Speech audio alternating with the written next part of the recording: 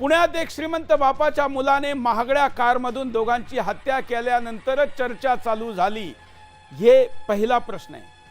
इथं जर मोटरसायकलवाल्यांनी सायकलवाल्याला उडवलं असतं तर कदाचित ही चर्चा झाली नसती। म्हणजे आपण काय मनोदशा बनवली हो? म्हणजे श्रीमंतांच्या विरुद्ध आक्रोश आणण्याची प्रवृत्ती आपल्यामध्ये जी नक्सलवादी प्रवृत्ती आहे त्या प्रवृत्तीने फक्त हे केलं का? हे खरं आहे का लक्ष्मी ज्याच्याकडे जास्त आहे त्याचं कर्तव्य जास्त आहे, जो जेवढा श्रीमंत आहे त्याचं कर्तव्य जास्त आहे। पण ॲक्सिडेंट सारख्या विषयामध्ये ही पोर्श गाडी नसती तर हा मुद्दा चर्चेला इतका आला असता का? 12,000 ॲक्सिडेंट होत्या नाबालिक लोकांचे। आपली नाबालिक औलादे या देशामध्ये 1.5 लाख लोक जे मरतात त्यापैकी आपले 12,000 ॲक्सिडेंट होतात। दुसरा घ्या, जरा दुसरा प्रश्न घ्या, एक एक करून प्रश्न घेऊ। तर हे सगळं का होतं? कारण मित्रांनो आपण फक्त विक्टिम कार्ड खेळतो।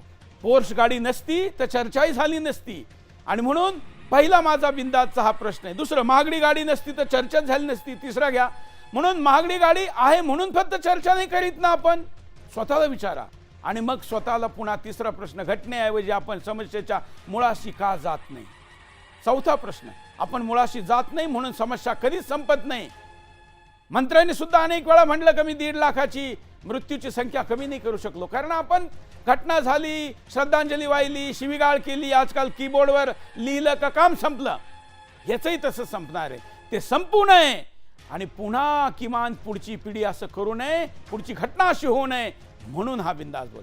बिगडेल औलादांची समस्या केवळ कुटुंबाची नाही आहे तर संपूर्ण समाजाची आहे, हे आपण का मान्य करीत नाही? वेदांत हा एकटा नाही आहे आणि ही समस्या त्या परिवाराची नाही आहे।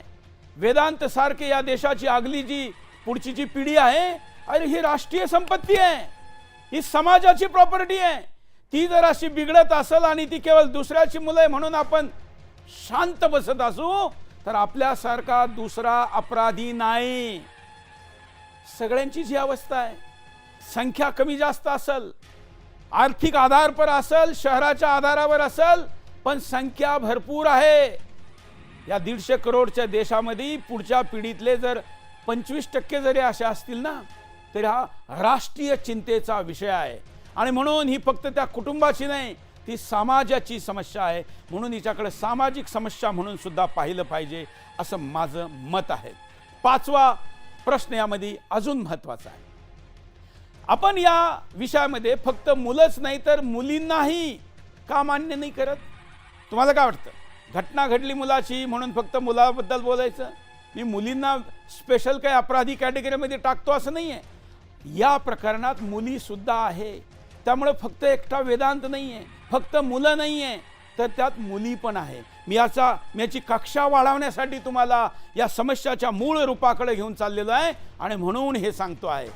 सहावा प्रश्न आपण समजून घेतलं पाहिजे का आपल्याला एखाद्या समस्येच्या समाधानासाठी काय आपली थॉट प्रोसेस असली पाहिजे, बिघडण्यास जबाबदार कोण हे शोधून त्यावर आपण उपाय करत नाही। त्यांनी टॅक्स भरलेला नव्हता, लायसन्स नव्हतं, तिथं भ्रष्टाचार झाला, अरे मग पुढच्या घटनेत भ्रष्टाचार नाही होणार का? होणार ना। जिथं विकत घेणारे आहे आणि जिथं निर्लज्जपणे स्वतःला विकणारे आहे, भ्रष्टाचारी राजनेता जिथं आहे, या सडलेल्या व्यवस्थेतून जर पुन्हा हा हिंदुस्थान आणि खास करून आपला महाराष्ट्र उभा करायचा असेल आणि एक सांस्कृतिक शहर पुणे उभं करायचं असेल तर आपल्याला या समस्येमध्ये जाऊन उपाय शोधले पाहिजे।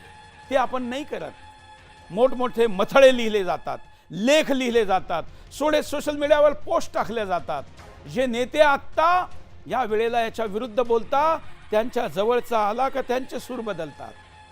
आपली स्वतःची बारी येत नाही तोपर्यंत आपण यामध्ये विरोधी असतो, नाही तर पुन्हा वाचवणाऱ्याच्या भूमिकेत सुद्धा असतो आणि म्हणून समस्याचं समाधान होत नाही।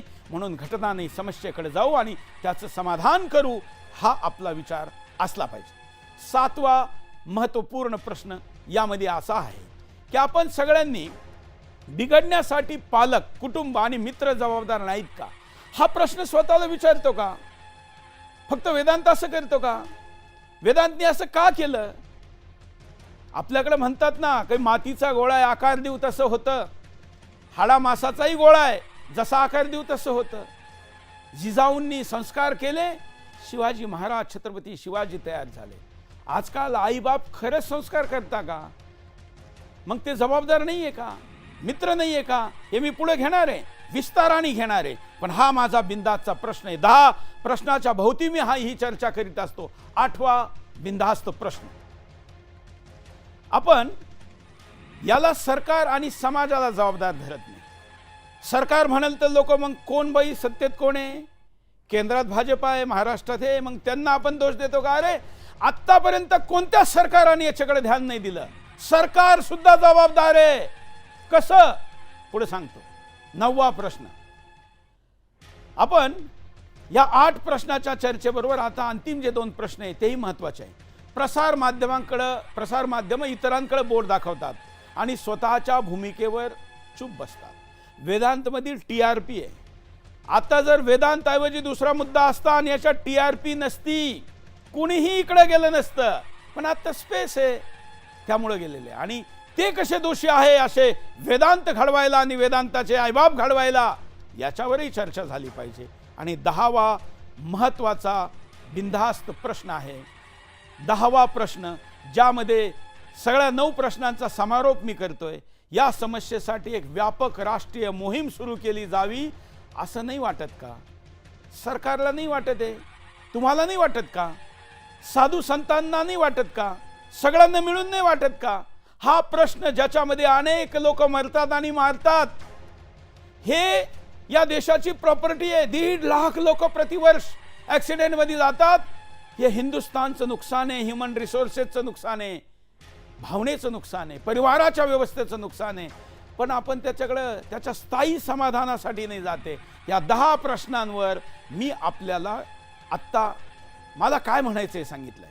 आता आपण भूमिका ठरवू की यामध्ये कोण कोण जबाबदार आहे आणि त्यांची एक एक करून भूमिका घेऊ.